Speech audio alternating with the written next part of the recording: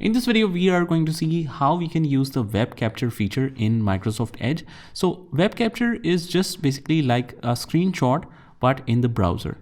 So here's how you can access that option or enable that or use that. First of all, just right click on any website. Let's say I want to web capture google.com. Right click on that, and if we scroll down a little bit, we'll get the screenshot option. So in the previous version, it was web capture, but now it is changed to screenshot, and the short key is Control Shift and S. So we will use Control Shift and press S key.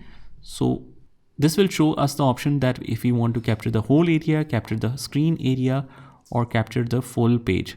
Let's say that we want to capture a specific area.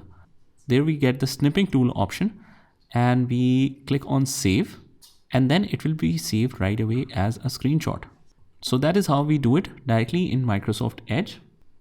Similarly, Control Shift S, if you want to capture the full page, we just click on that and it will be created right away. After that, you can draw anything if you want to, and click on save, and that should be it. I hope you found this video helpful, and if you did, hit the like button and subscribe to our channel, and I will see you in the next one.